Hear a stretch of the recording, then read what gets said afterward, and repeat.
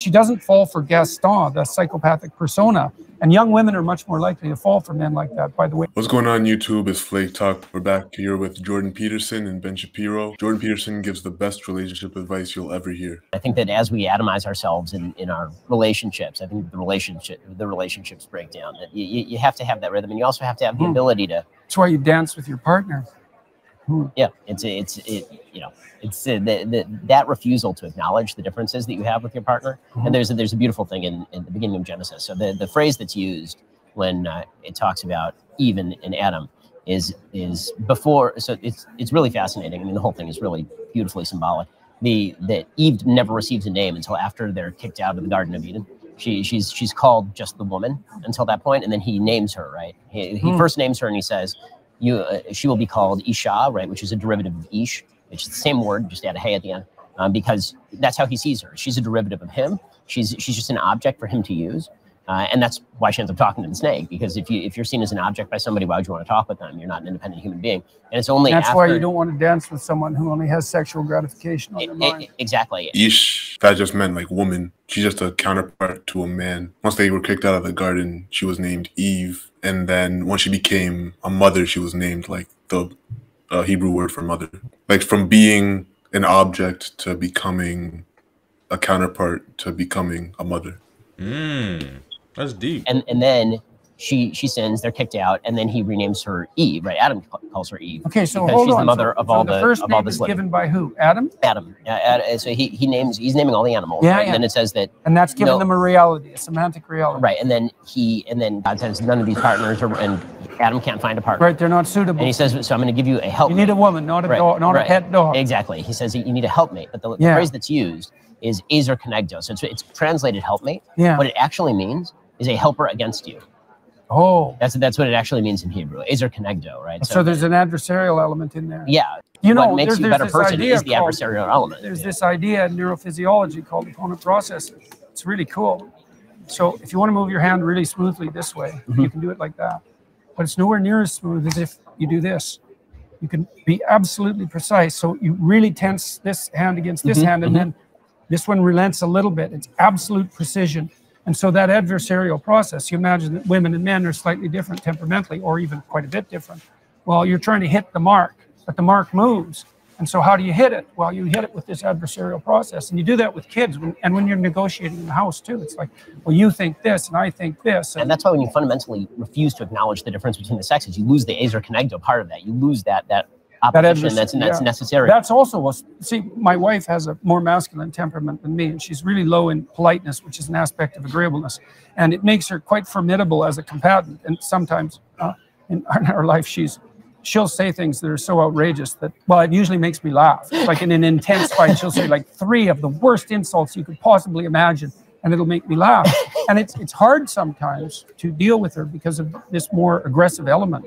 But it was also something that really attracted me towards her, because she's no pushover, and she's got this she's got a kind of a knife-like sense of humor that comes out quite often. And so I really like the combative element to it. And that's part of what keeps a relationship dynamically alive. How do you guys feel about the fact that Jordan Peterson was saying that his wife has more masculine traits than him?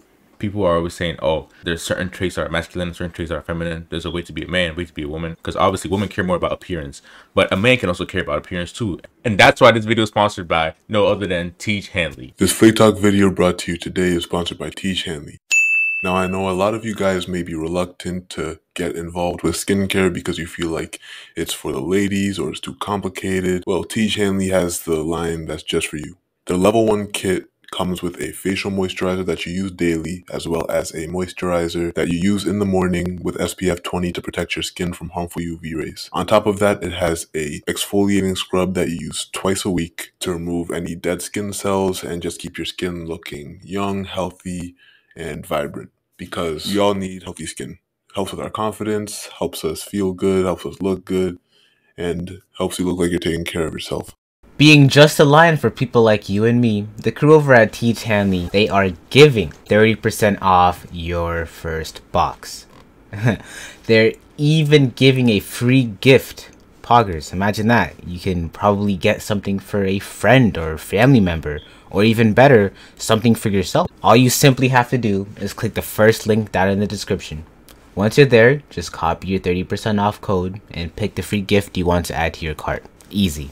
Thank you, Teach Andy, for sponsoring this video, and let's hop right into it. Ozzy, how would you does your relationship do you feel like it covers all corners, like all four corners, you know what I mean? I think in order to make it so that we can be together, we adapted our and personalities however we saw fit. She did what she did, and I've done what I've done. So it's a learning process. It's not like it's like a definitive. You don't have to define yourself as, oh, I'm a this person, I'm a that person, so I need someone that's a this and that. Like, it doesn't have to be like that serious, you know what I'm saying? Just go with the flow, and if the person wants to really be with you, they're gonna work on, on however they can. So, balance it out. Well, what I really liked about Beauty and the Beast, and I do think that's the best Disney movie ever made, was that it's a real female hero myth. I mean, the woman, Beauty, is beautiful, so she's high up in the female dominance hierarchy, but she's witty and well-read and intelligent and adventurous and brave and courageous and truthful, all of that.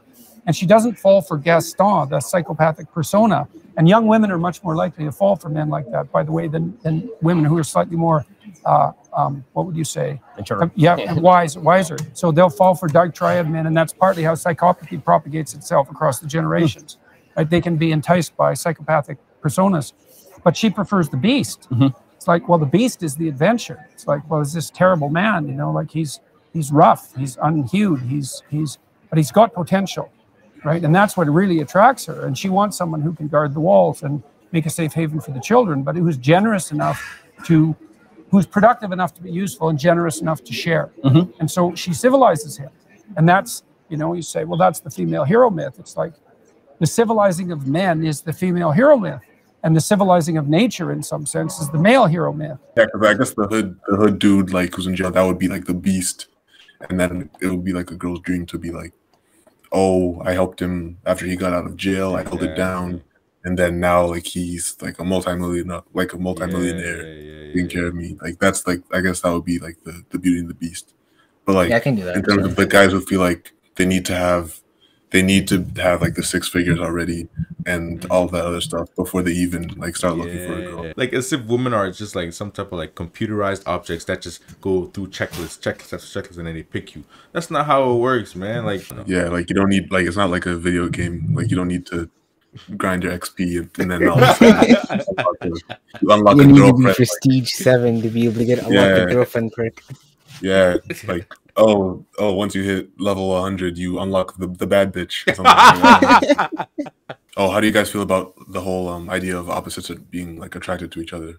Me personally, I would prefer in my relationship life to have someone that is opposite of me in terms of temperament, especially because I know that I'm a little bit easily tempered. So if I have someone that is a little less tempered, then they can balance it out. And if there are stressful situations in our relationship, I know that I can rely on her to not make it worse, or she can rely on me to at least not be a pushover or whatever if something was to happen. To me, it's just a matter of just how can my flaws be compensated by someone else, and I see that as having someone that's a little bit opposite of me, not complete opposite. We have to be compatible in some way, but a little bit opposite in terms of personality, especially temperament, in my opinion. But then again, if you have someone who is similar to you, if done properly, it could go out really well as well. You could have your partner in crime or something like that. I mean, hopefully not crime, but you can have your partner or anything. Show me a beautiful woman, and I'll show you a broke guy that has to put up with her BS. Yeah, you think this girl's a 10 and everything, but it turns out she has bipolar disorder. Bro. Now all of a sudden she's yelling at you and she's picking up a knife and chasing you, bro. And now she's pregnant, and you have to deal with her for the rest of your life. Oh man, bro. Now she won't let you see the kid taking child support, taking half of everything, bro.